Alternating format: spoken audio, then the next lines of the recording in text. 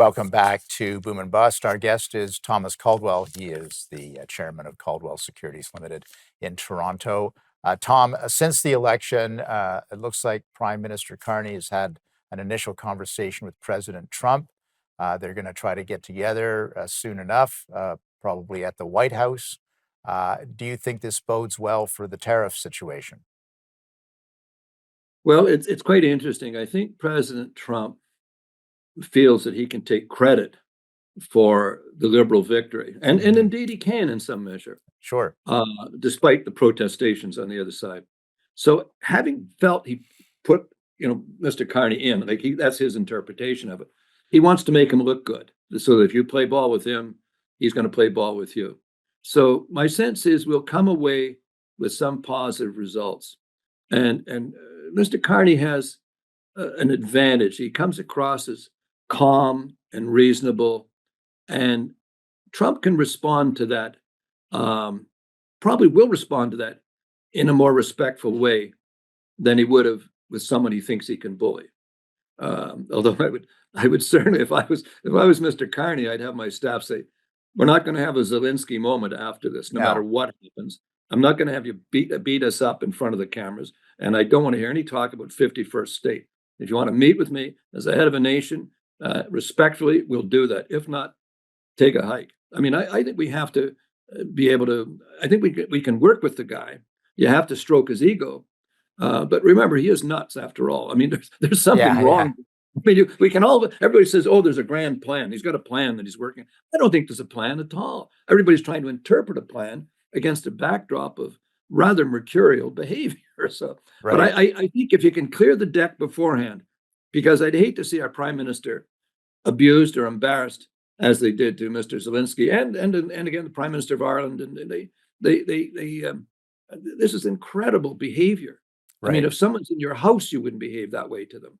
And it's just innate hospitality, or it's innate hostility in this case. Yeah, yeah, exactly. And hopefully Vice President Vance won't be around either because Oh yeah, I think he's killed himself as a yeah. as a future candidate. Nobody likes that guy now. No, no, it appears that way, and, when you have a meeting with him, you might die the day later, so, you don't wanna do that. Yeah. Well, Uh, the good news about Vance is no one's going to take a shot at Trump because they don't want Vance because he's worse. that's right, maybe that's the plan. Listen, do you think Canada's going into a recession? I think we're probably here now. Is that right? Let me give you an anecdotal. Now, anecdotal, it doesn't make the statistics. We have two women in our office who each have sons who've just graduated from engineering. One from a University of Toronto in mechanical engineering, and another from Queen's in computer engineering. And in both of those young men's cases, they have reported to me that none of their classmates have had a job offer in Canada. Hmm, Now, that's got to tell you something, because we've been fooling around long enough, and our biggest export is going to be and is and has been smart young people. right. If you want to prosper and do well, you can't do it in Canada. And nobody seems to be twigging to that. And so there's the engineering class. Those are not, those are top-notch engineering schools. No jobs offered to them in Canada. Jobs in the States, but not in Canada. That's stunning, stunning. But that's, certainly a structural issue, but we've also got these other indicators. Our GDP fell by 0.2% in February and, maybe a very slight increase in March. Those aren't great numbers. Well, I did postgraduate work in economics as well, and a lot of it's statistics. And you can prove anything you want, Well, and yeah. and if anything, their skew is to make it look better. So my sense is it's not even as good as that. That's Is that right? my gut feeling. I can look at downtown Toronto, and it has other parameters going. Hostility to transportation, mental illness on the subways and the streets. I mean, and filthiness. It's deteriorating. But if I go in the path underneath our building, I would say 20% of the stores are now closed permanently down there. So you're seeing it.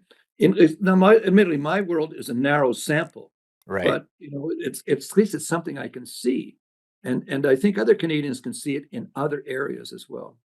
Yeah, I mean, I see that on storefronts in my town of Huntsville and also near Bracebridge as well. So it's not just a Toronto phenomenon. It Yeah. certainly is, at least province-wide anyway. So we're going to continue our discussion with Thomas Caldwell. He is, of course, the chairman of Caldwell Securities Limited in Toronto. We're going to take a short message break with these messages. We'll be back after these messages. Please stay with us.